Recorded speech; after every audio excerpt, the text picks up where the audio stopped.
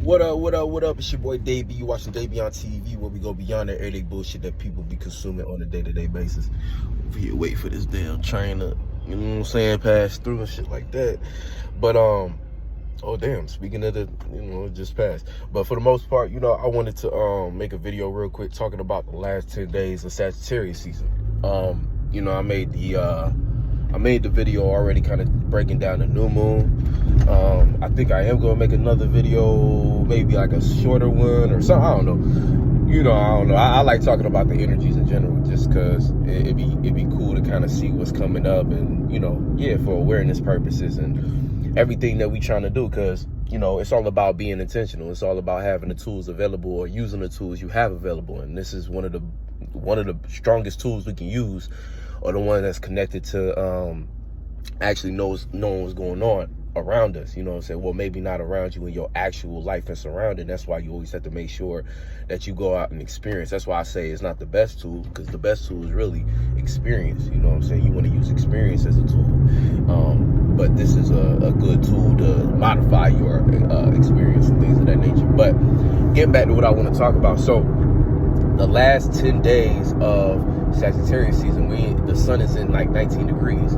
So we're hitting the third decan, which is the undertone of Leo energy when it comes to this Sagittarius season. So this undertone of Leo is really going to be putting you in that position. You have to play that character now. It's fixed fire, undertone. It's a mutable fire energy, right? That's where the sun is at. But with that mutable fire, there's a fixed fire undertone. So with all of the expansion and all of the philosophies that you done gathered and the perspectives that you done put together to make your own unique moral system, man, crackheads on the road. Bitch was about to lay down on that acceleration. Head ass. But, man, so when it comes, drive for yourself and others, I was like, what you gonna do? But for the most part, like I was saying, so when it comes to the Sagittarius energy, you know what I'm saying, it likes to be free. It likes to, do this, do that. It can get a little distracted. And right now we have to be extremely privy to the things that could lead to be potential distractions. Venus and Scorpio is the recipe for distractions. Sun in Sagittarius, Mars in Sagittarius is the recipe for distractions. Sagittarius energy in general it's just a recipe for distractions. And the reason is because, again, to experience requires you to immerse yourself into a certain thing. But when you think about it, right, it's kind of like energy that can easily lead to 1 foot in, 1 foot out. It's like that mutable energy, being a little too adaptable, a little too changeable, a little too agreeable from other people's perspectives. And sometimes that can knock you off your plan and your path. That's kind of what the mutable signs can learn from the fixed signs. It's like you need to make sure you have some form of stability, or an anchor, I like to call it, that can help you stay focused. You know what I'm saying? Because right now, lack of focus is going to be the recipe for disaster. Lack of discernment, and also any stagnant energy that is not properly released. So you have to also understand how you should modify your release system to allow enough space between you and the things that you are that you desire. Because that's the thing, we all gonna have desires, and there's no such thing as getting rid of all desires. We are in this flesh, therefore there are going to be things that we want and that we see and we think we need. So it's more of a matter of what is it? It's more of a matter of managing your desires so that you maintain control and power over the different things that might drive you. You know what I'm saying? Because again, when we talk about 8th house energy, even like Pluto energy, Scorpio energy, it's like driven, drive. When we talk about passions and then deep passions, these things are what drive us. You know what I'm saying? Believe it or not, whether you agree or not, you're driven by the things you're deeply emotionally connected to and that you damn near grew a fixation around. You're driven by the things that you're obsessed with. And when I say obsessed, I'm using it in the term of every day there's a certain pattern of thoughts and feelings that you entertain. Those things are obsessions on a lower scale. You know what I'm saying? Not a full-blown obsession as to where we might see, this person has a problem, or X, Y, and Z, whatever you want to call it. But for the same reason, it's like we have to be aware of that. We have to know these different things within us, and it's more of a matter of managing them. That's why, again, it's not about trying to get rid of your demons. It's understanding them so that you can properly handle them. You know what I'm saying? It's about knowing yourself so that you don't get lost, because all it is driving you. It's pushing you towards a certain direction that may not be genuine, or it may not be part of who you genuinely are, or what you actually intend to do. And that's when it becomes a problem. That's when you start to begin the process of sin, which sin is really just you missing the point. So you had an idea, you was going for it, but then you missed the point. You got distracted, you got deterred, you let the outside, and 9 times out of 10 it's because of the external world. Now, why the hell do buses be having stops on the side of the road? Like, you stop the whole flow of traffic to pick up these kids. It's like, man, there needs to be some kind of subdivision or some kind of cutout that they can go into and pick people up on the side of the road. I don't understand why buses be really, you know what I'm saying? Like, people really be having bus stops on the side of the road. Like, I get it, because people just live where they live, and it's like, I get the kids to school, but god damn, get a subdivision or something. Like, this shit, I don't know. We got to update some of these systems, because this shit is not efficient. But I'm just talking shit. But for the most part, that's what we're here to do, though, update systems.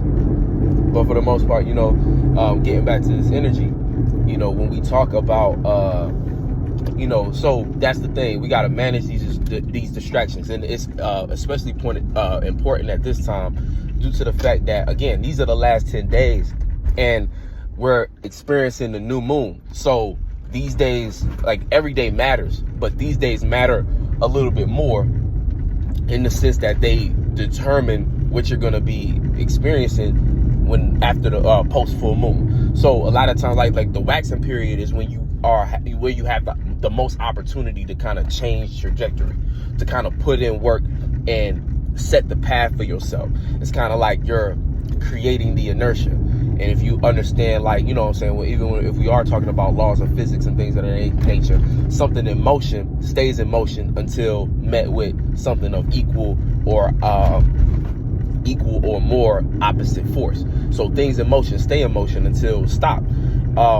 So it's like waxing periods be the time that you can set things in motion. So, you know, I like to talk about, like, that's why I like to operate within moon cycles just in general. Like, you can do things whenever you want as a spirit, but I like to use moon cycles because I feel like it's more in sync with the manifestation of the universe. You know what I'm saying? And you understand, and it's not so much trying to be in sync with that, but it's a matter of understanding. Just, it's like understanding water currents.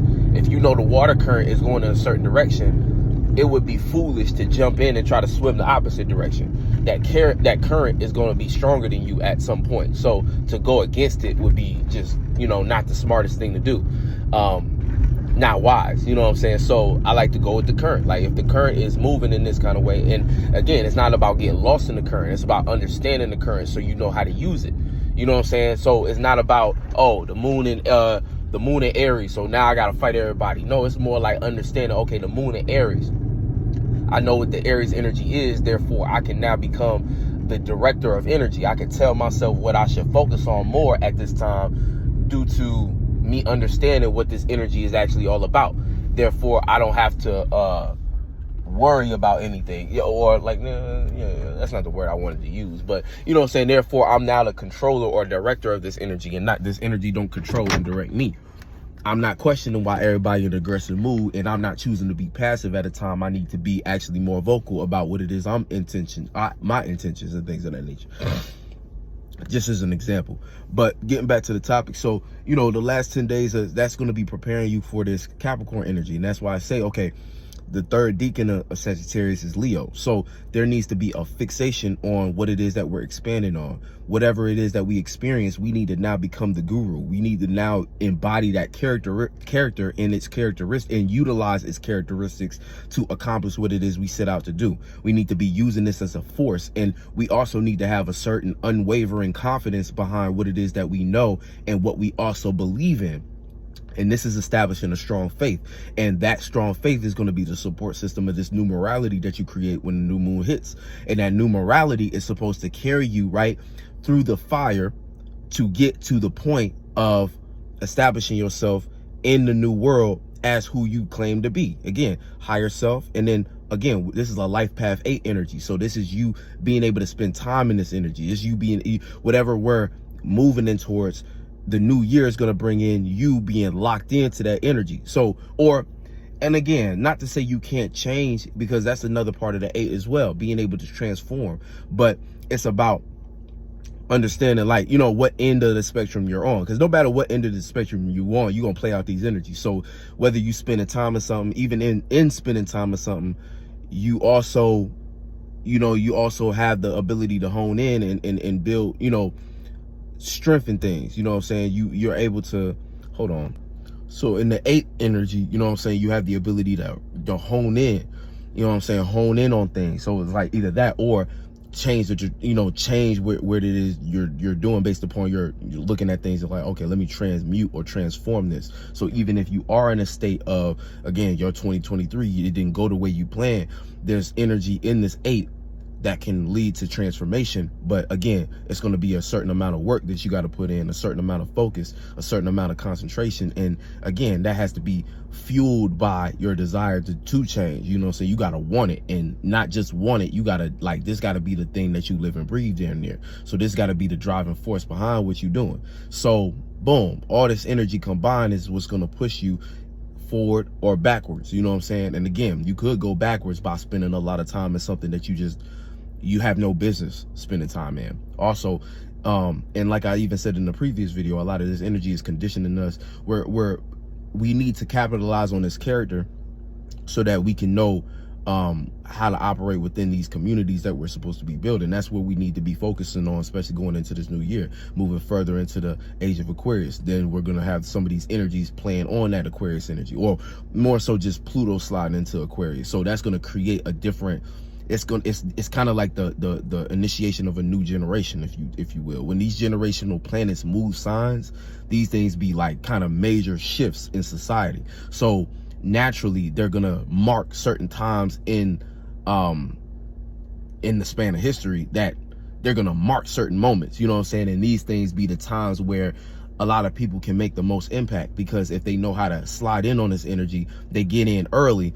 Again, it's always the people who get in early and establish themselves that get the most benefit out of whatever it is that does end up changing. I mean, a lot of times they have to go through the most suffering as well, but those are the people who are recognized at the end of the day, because everything that comes after it, that becomes the new wave, always got to give homage to that same general energy that sparked it all off in the first place. So as generational planets shift, this is an opportunity for us to, again, get in and establish ourselves, put a certain energy out that the individuals who may run the world have to catch up on. They might have to peep that, and they might, again, if it's an energy that's true to you, and you're being a one of a kind, and you're being unique in whatever it is that you're putting out, they have no choice but to go through you in order to get information on what that is. They might do different tactics, because this is when you start to see some of the more you know those tactics that they use to extract information, and also to kill movements and things of that nature. But for the most part, if you do it properly, they have to work with you. You know what I'm saying? They have to work with you, or figure out a way in which they can, you know, go back and forth with you to get where they're trying to go. So, you know, understanding this energy is kind of what you need to be doing in order to move with things and get it popping how you want to go. Let's take your car. Let's take your car. Yeah. No, it's warm. A little warm. Yeah, let it warm up. So that's what you have to keep in mind. So when different things shift motion, if you want. Oh, did you bring a lighter? You ain't got a lighter? No, I sacrificed it. I put it in the house.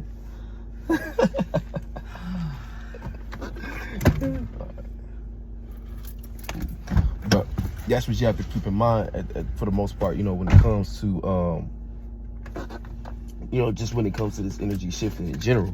You know what I'm saying? There's gonna be different things that again, you're gonna have the opportunity to actually capitalize on if you pay attention. You know what I'm saying? If you actually